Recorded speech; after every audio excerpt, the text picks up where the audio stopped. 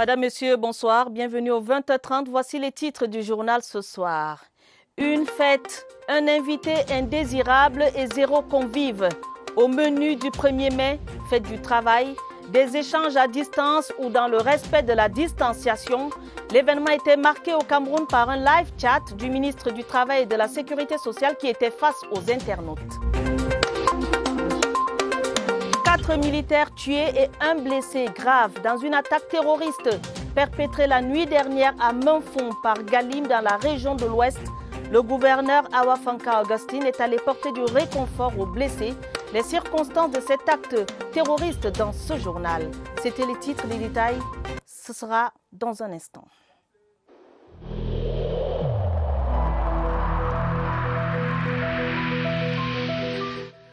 Je vous exhorte de nouveau à porter vos masques, à vous laver régulièrement les mains et à faire appel à un médecin ou à tout autre personnel de santé au cas où des symptômes apparaissent. C'est le seul moyen de préserver les vies et de freiner la propagation du virus.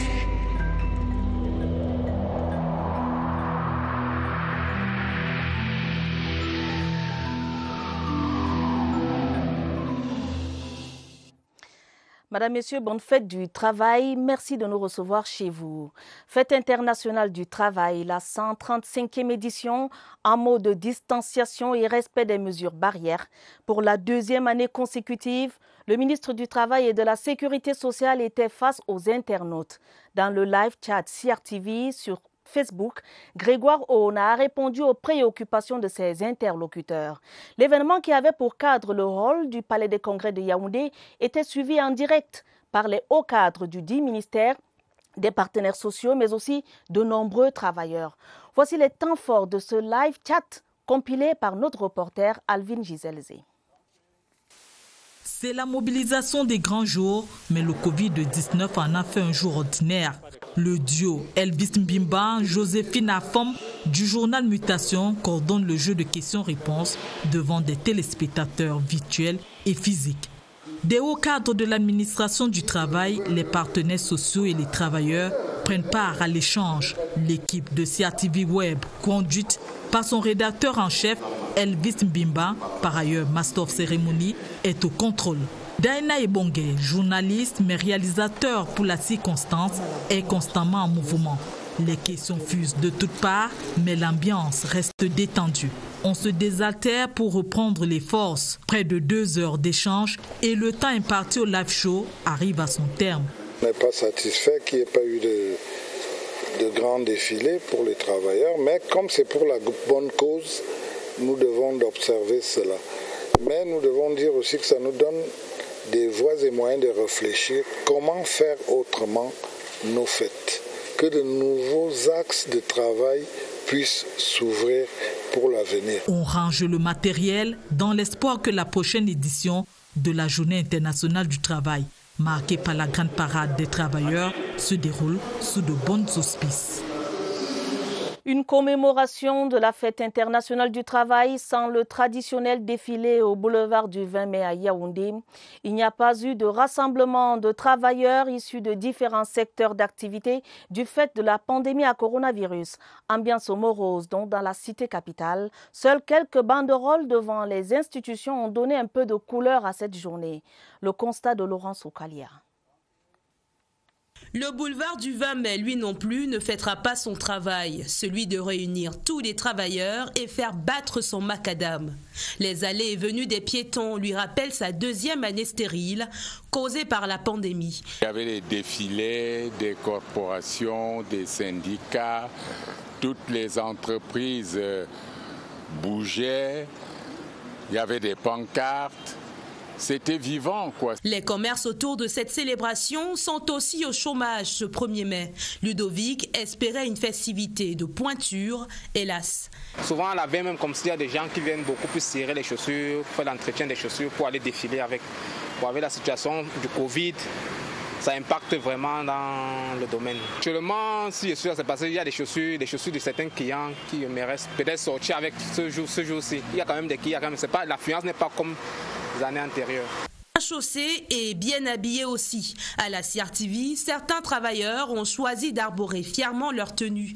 À défaut de se réunir pour communier, le message du top management s'est fait entendre. La journée internationale du travail est là. Certes, cette 235e édition arrive ce 1er mai 2021, comme la précédente, sous le signe morbide de la pandémie à coronavirus. Des sons et couleurs moroses pour cette célébration, mais nécessaires pour préserver la santé des travailleurs. La fête du travail s'est déroulée en salle pour le personnel du centre hospitalier de recherche et d'application en chirurgie endoscopique et reproduction humaine CRASER. L'institution a organisé la première édition de la journée du travail du CRASER. Des experts venus de plusieurs institutions partenaires ont assuré des enseignements autour de la démarche qualité. Joseph Clément Omba. Hôpital de référence dédié à la femme, le CRASER se délivre une ordonnance pour l'excellence. Enseigné au personnel pour meubler la 135e édition de la fête du travail, la démarche qualité est ici, l'ensemble de mesures visant la satisfaction optimale de toutes les parties prenantes de l'institution, avec en prime les patientes. La population attend beaucoup de nous et ce n'est pas en faisant de la routine que nous allons changer, nous allons améliorer les choses.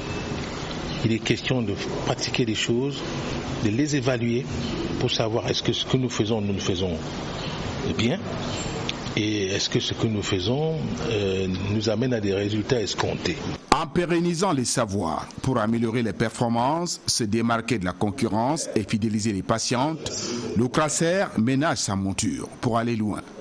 On est là pour nous remettre en cause et le but étant, n'est-ce pas, d'offrir des soins de meilleure qualité à la population.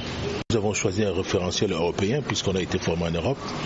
Bien sûr que nous cherchons aussi à regarder à côté aux États-Unis pour voir ce qui est de bien pour qu'on puisse l'internaliser chez nous. Pour souscrire à cette assurance qualité, le top management du CRASER entend mobiliser ses personnels autour d'un projet d'établissement ambitieux pour que le CRASER demeure l'une des meilleures destinations sanitaires en Afrique au sud du Sahara. Le mérite et le travail bien fait étaient récompensés ce 1er mai. Une cérémonie de remise de décoration pour le compte de l'année 2020 a eu lieu, ainsi que la remise de prix aux meilleurs agents sélectionnés au terme d'une élection déroulée ce samedi au siège du ministère de la Jeunesse. Le ministre Mounouna Futso a engagé les récipiendaires à plus d'ardeur au travail. Adèle Sylviane Kalga. Les agents du ministère de la Jeunesse et de l'Éducation civique prix du dévouement et du travail accompli. Des médailles épinglées et autres distinctions pour davantage faire briller le tableau du culte du mérite, toujours prôné par le ministère. Les récipiendaires ici présents ont montré à leurs collègues ce que tout travailleur consciencieux peut et devrait faire. Les récompenses que vous venez de recevoir honore l'excellence du travail. La célébration du 1er mai était aussi l'occasion pour le ministre Mounouna Futso d'engager les récipiendaires à redoubler d'ardeur au travail et à se laisser guider par le sens de responsabilité, de disponibilité, de ponctualité, d'obéissance et de déférence à la hiérarchie, pour qu'ensemble, ils contribuent au rayonnement de l'institution. Ambiance de 1er mai dans les régions, la fête s'est célébrée dans les esprits et dans les cœurs, dans une atmosphère plutôt des jours ordinaires.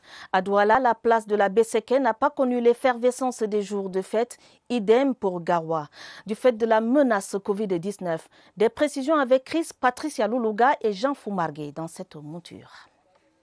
L'exemple est venu de la tutelle. Après l'écoute du live chat du ministre du Travail et de la Sécurité sociale, le personnel de la délégation régionale du littoral s'est livré à des activités qui valorisent la santé et le bien-être. La délégation du travail a montré ce que les autres devraient pouvoir aussi faire, de temps en temps organiser le sport à l'intérieur des entreprises. À l'université de Douala, ce 1er mai était journée de grand ménage dans les collectivités territoriales décentralisées, comme ici à la communauté urbaine de Douala. L'exécutif de la ville a a investi sur le capital humain. Un secteur qui a également donné de la voix en ce jour les mototaxis de la ville de Douala. Place des fêtes de Garoua, ce samedi 1er mai, l'espace est vide. C'est un calme des jours ordinaires qui y prévaut. Les contextes sanitaires obligent, pas de défilé à ce boulevard qui avait l'habitude d'accueillir des cérémonies en pareilles circonstances. Dans les rues et les marchés, les activités suivent leur cours normal. Pour les responsables d'entreprises de la ville de Garoua, l'absence de la marche de la fête due à la menace du Covid-19 reste difficile à digérer. Nous avons pris la résolution d'être dans nos agences, habillés en tenue de travail, comme s'il y avait le défilé. Dans le secteur des transports, la fête sans défilé ne cristallise pas les attentions. Continuons nos activités comme d'habitude. Comme d'habitude, n'a pas de problème. La fête du travail célébrée sous fond de silence et de réflexion par les travailleurs du Nord, même si l'événement très capital est pris en otage par le coronavirus. C'était bien Rufin Kacham dans le littoral et Jean Fomargué dans le nord. En Gaoundéré, dans la région de l'Adamawa, la fête du travail a été célébrée dans la sobriété. Une dizaine de travailleurs recevaient au cours d'une cérémonie organisée dans le strict respect des mesures barrières anti-Covid-19 des médailles d'honneur du travail. Même son de cloche à Boya dans le sud-ouest, des personnels du service logistique du bataillon d'intervention rapide de Manaobé ont reçu également des distinctions. À Bamenda, les activités liées à la fête du travail se sont déroulées autour d'une table ronde. Voici Ibrahim Mohamed Abbassi, Tanjon Levis Akbor et Emmanuel Koloko.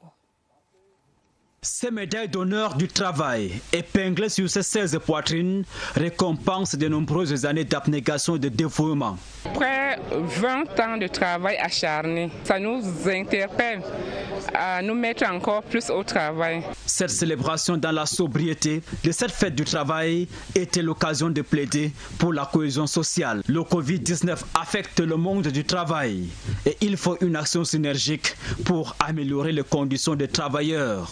Tout doit être mis en œuvre pour préserver leur santé par rapport à ces virus dans leur lieu de travail, dans leur famille et dans le milieu public.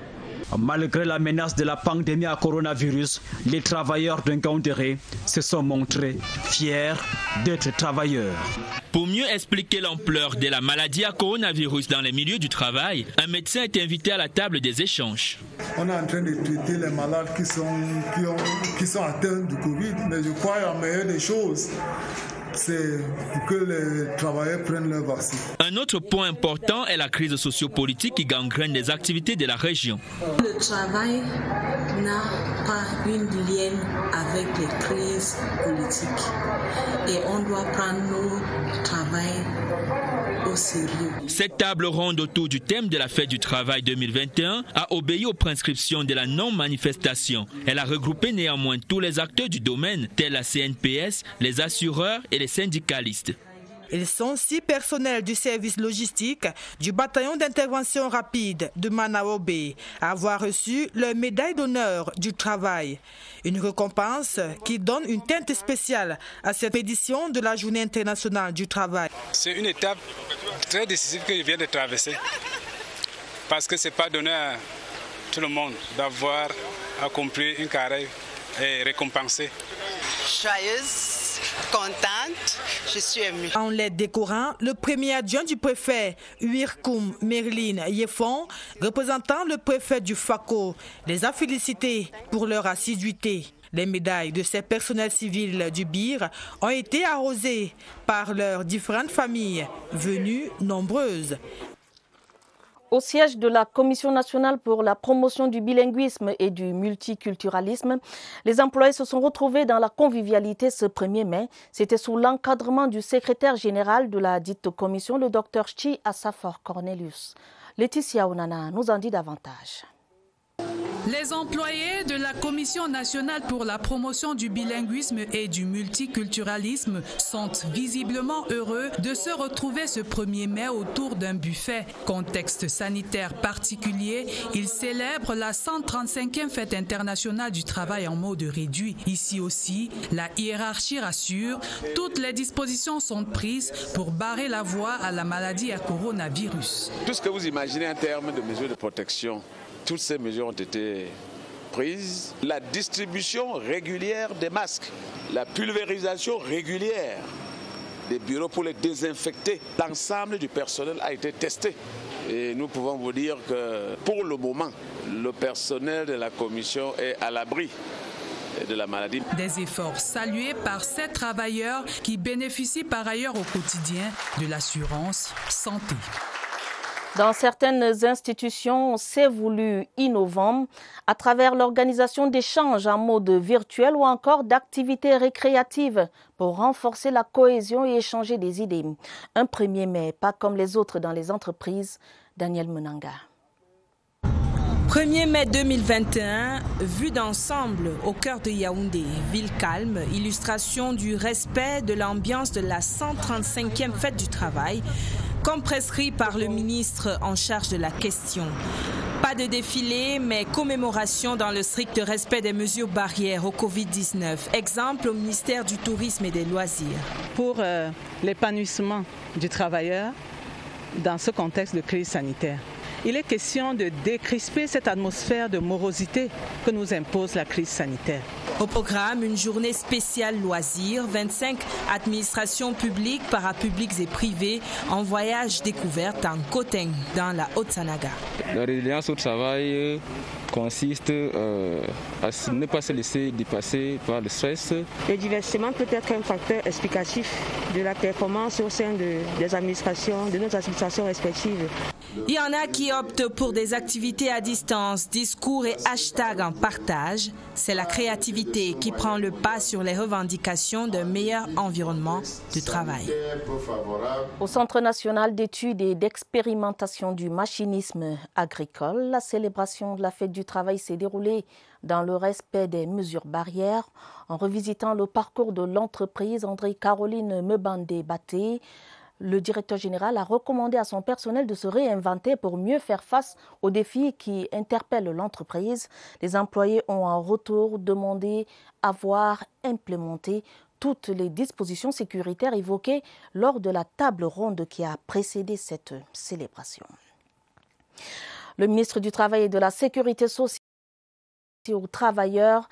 Dans sa déclaration, Grégoire Ona encourage ceux qui ont fait preuve de résilience dans un contexte marqué par la pandémie à coronavirus. Il exhorte également les entreprises à faire des comités d'hygiène et de sécurité et des services médicaux de travail de véritables leviers à actionner dans la lutte contre le Covid-19. La synthèse de cette déclaration avec Martine Noël Ndengue. Prudence observée dans les entreprises cette année encore, le Covid-19 rôde toujours. Cette fâcheuse situation a notamment perturbé de façon dommageable le fonctionnement des entreprises et porté préjudice à la santé de certains travailleurs et de leurs familles. Dans cette déclaration télédiffusée, le patron du travail encourage ceux qui font front face à cette pandémie. Je voudrais féliciter tous ces partenaires sociaux qui se mobilisent à la tête des entreprises pour en finir avec cette pandémie et préserver les emplois. Grégoire Ona le rappelle également, un avenir serein dans le milieu du travail passe plus que par le passé, par une meilleure santé. Je vous exhorte à faire des comités d'hygiène et de sécurité et des services médicaux du travail, qui sont également des outils de dialogue social, de véritables leviers à actionner dans le cadre de la riposte globale contre le Covid-19 dans le monde du travail. La promotion du travail décent, qui constitue l'une des composantes majeures du progrès social prôné par le président de la République, Paul Biya, doit cependant demeurer la priorité au sein des entreprises. Je vous l'annonçais dans les titres du journal. 4 militaires tués et 1 gravement blessé. C'est le bilan d'une attaque survenue la nuit dernière au poste militaire avancé de Mainfond par Galim dans les Bamboutos. C'est dans la région de l'Ouest. Le gouverneur de la région de l'Ouest, Awafanka Augustine, est descendu à l'hôpital régional de Bafoussam pour réconforter le militaire blessé. Le gouverneur Awafanka Augustine revient sur ces événements au micro de Jean-Paul Pondy de CRTV Ouest. Autour de minuit, il y a eu une attaque des séparatistes, là le poste avancé militaire à Manfen. C'est dans l'arrondissement de Galim, département de Bamboutos. Le bilan a enregistré 4 morts, 4 militaires de l'armée camerounaise, ainsi qu'un blessé grave. C'est la raison d'être de ma présence ici à l'hôpital ce matin pour pouvoir rendre visite à cette militaire qui est blessée, ainsi que trouver l'occasion pour réconforter les familles endeuillées des militaires qui ont été tués sur le champ.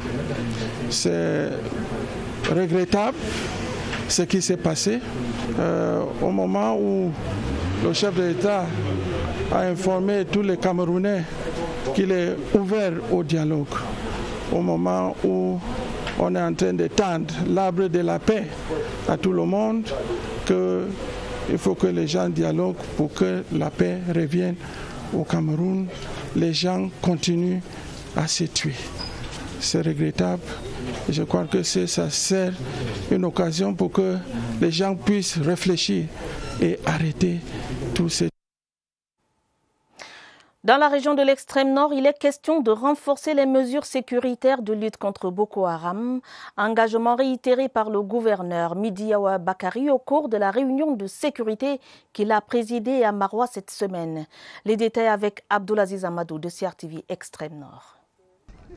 La situation sécuritaire particulièrement volatile au Tchad et au nord-est du Nigeria nécessite de nouvelles mesures dans la région de l'extrême nord. En lançant les travaux de la première réunion du comité régional de coordination du maintien de l'ordre, le gouverneur de l'extrême nord a invité les 6 préfets et le commandant de la 4e région militaire ainsi que celui de la 4e région de gendarmerie à renforcer le dispositif en place dans les zones frontalières. Nous partageons une très longue frontière avec le Nigeria et le Tchad. Nous devrons davantage nous remobiliser, accentuer le contrôle des biens et personnes pour la protection du territoire national. La vigilance doit également être de mise dans la lutte contre le Covid-19 dont la 2e vague reste inquiétante. Les gens ne sont pas très avertis dans les mosquées, dans les gares routières, dans les églises. Le vaccin est là, ils ne doivent pas hésiter à prendre le vaccin. Tous les départements ont chacun reçu sa dose. Au cours des 2 derniers mois, l'extrême nord a enregistré 179 cas positifs et 40 décès depuis le 28 avril 2020.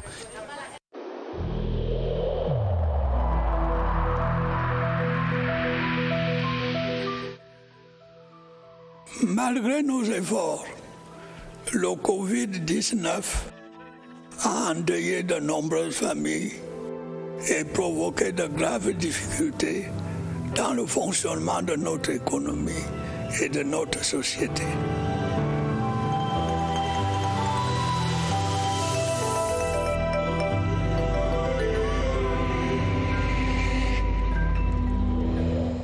La riposte anti-Covid-19 au Cameroun, la vaccination dans le district de santé de Konsamba, du Mungo, du département du Mungo, dans la région du littoral est en cours. Seules les autorités sanitaires là-bas font face à une réticence des cibles. Le docteur Flubert Georges Mangalankwele nous en donne des précisions. C'est dans son entretien ce soir avec Évariste Yenga que nous retrouvons à l'hôpital régional de Konsamba. Bonsoir.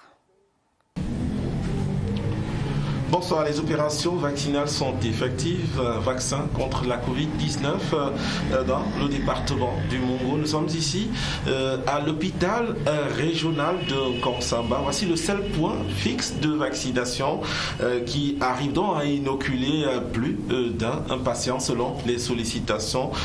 Notre invité ce soir, c'est le docteur Fulbert Georges Mangala Kwele. C'est le directeur de cet hôpital. Docteur, bonsoir. Bonsoir Évariste. Merci. Vous avez lancé les opérations de vaccination le 15 avril dernier. Qu'est-ce qui a été fait jusqu'aujourd'hui? Où en est-on? Nous avons effectivement commencé la vaccination en collaboration avec le service de santé du district le 15.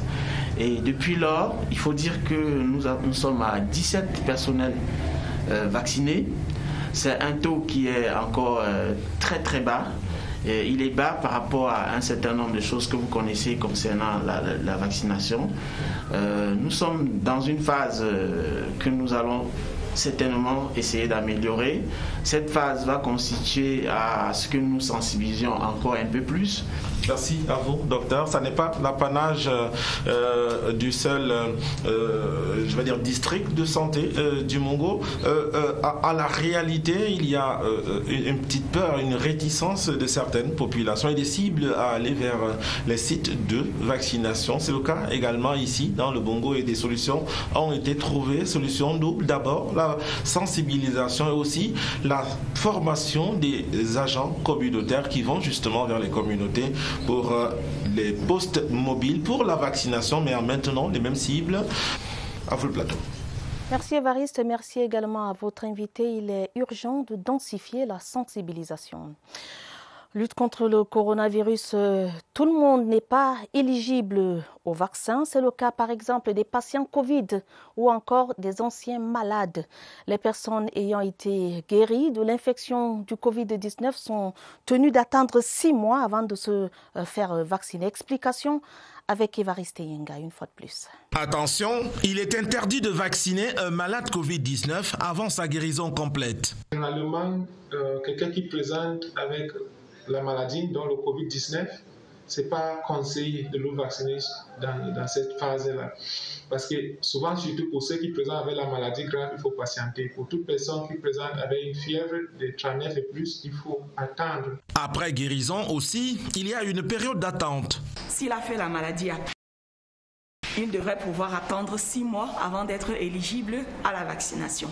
Pendant les 6 mois après l'infection, l'ancien patient Covid-19 est immunisé. Son système de défense n'est pas accessible au coronavirus. Ceux qui sont infectés avec le Covid-19, généralement, leur organisme produit les anticorps qui pourraient le protéger contre les formes graves pendant environ 6 mois. Donc après 6 mois, à partir de 6 mois, après l'infection, après la maladie, il faut se faire vacciner pour se protéger davantage. Il y a aussi une raison économique. Le vaccin n'est pas disponible en nombre suffisant pour tout le monde. Alors, l'attente de 6 mois des patients guéris permet de protéger, entre-temps, d'autres personnes à risque.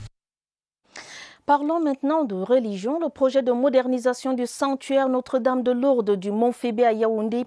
L'archevêque métropolitain de Yaoundé a procédé ce samedi à la pose de la première pierre de l'ouvrage. C'était au cours d'une messe pontificale qui a réuni de nombreux fidèles. Michel Renaud-Wanja. Grâce à la détermination des ouvriers sur le site, les travaux d'extension du complexe de la paroisse de l'église évangélique du Cameroun au quartier Briqueterie avancent avec assurance. Il est question de chaper complètement afin que nous puissions atteindre notre objectif, rendre une dalle solide. Le simple fait que nous sommes arrivés à ce niveau est déjà quelque chose de très important. La confiance des chrétiens est en échange en train de payer à un résultat positif. Ici, la générosité des fidèles reste un catalyseur important dans l'avancée des travaux. Il serait ingrat de ne pas dire merci aux chrétiens qui sont en train de travailler avec une volonté de faire. Je profite de l'occasion de sensibiliser encore tous ceux-là même qui ont la volonté de le faire, de continuer à le faire et de savoir que Dieu n'abandonnera personne, qui a sorti même ses 5 francs. Cet ouvrage, qui jouxte le palais des sports de Yaoundé, évalué à plus de 400 millions de francs CFA, comporte un presbytère, la résidence des hôtes, ainsi qu'une salle de conférence.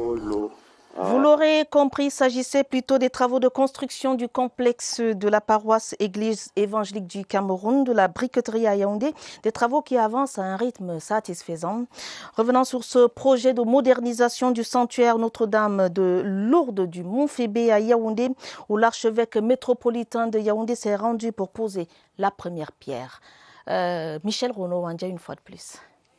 Inauguré il y a 60 ans par Monseigneur Paul Etoga, le sanctuaire marial de Lourdes du Mont-Fébé voudrait faire peau neuve. La messe pontificale dépose la première pierre du projet de construction des arcades de ces lieux de prière a réuni nombreux fidèles, des personnalités, des confréries religieuses, ainsi que les mamans eucharistiques du monastère. Nous louons l'entreprise qui a été initiée par Monseigneur Jean Barga pour avoir ici comme des alvéoles pour pouvoir accueillir le peuple de Dieu.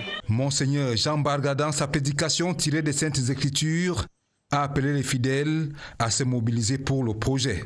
Nous rendons grâce à Dieu pour cet amour passionnel que nos fidèles ont pour leur maman, la Vierge Marie, et sont heureux aujourd'hui de lui offrir ce grand joyau. Les travaux sont estimés à près de 200 millions de francs.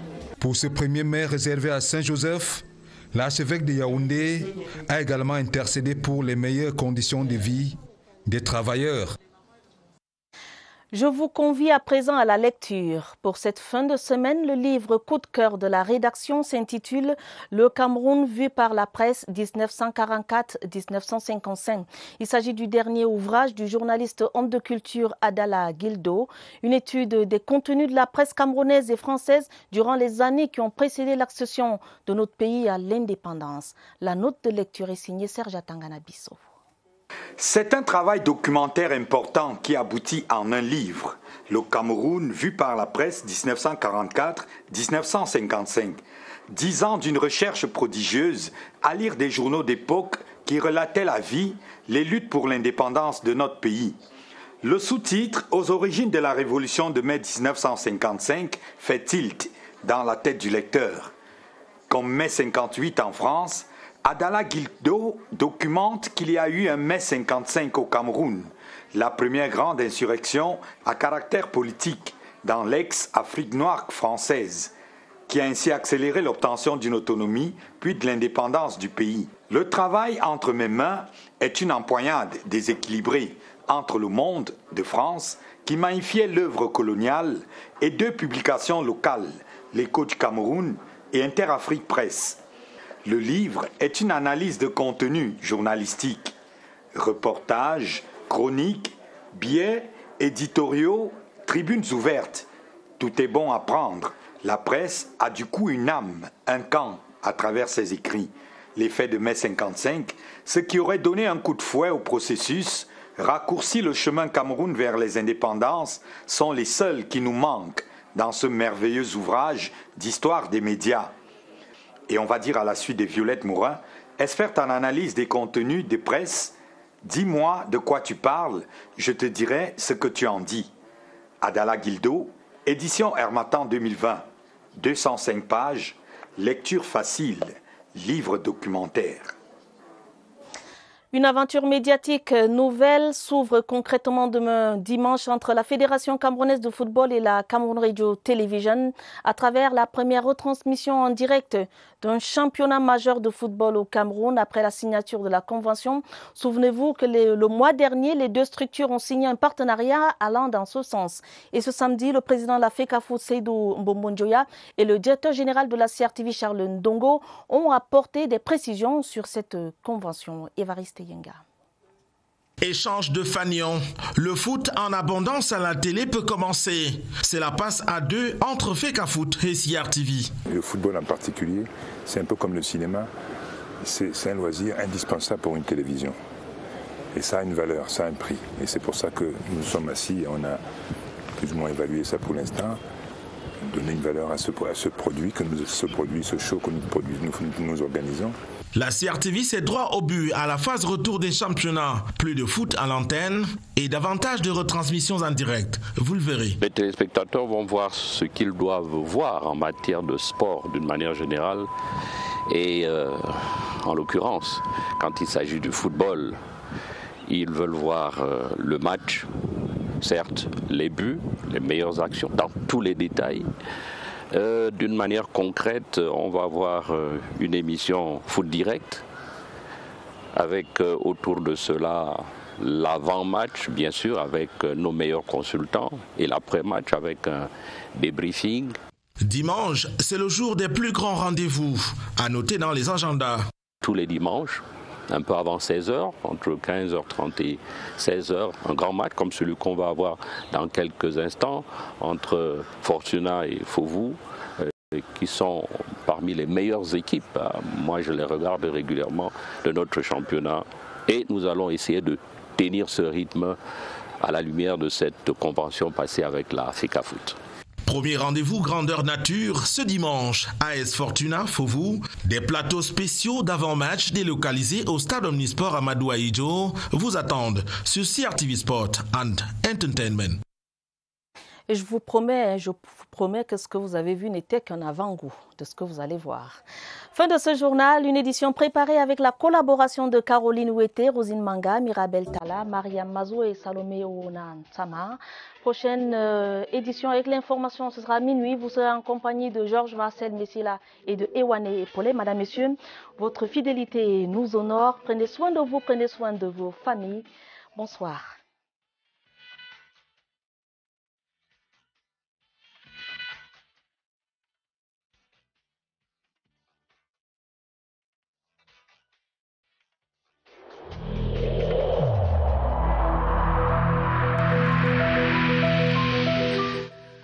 Je vous exhorte de nouveau à porter vos masques, à vous laver régulièrement les mains et à faire appel à un médecin ou à tout autre personnel de santé où les symptômes apparaissent. C'est le seul moyen de préserver les vies et de freiner la propagation du virus.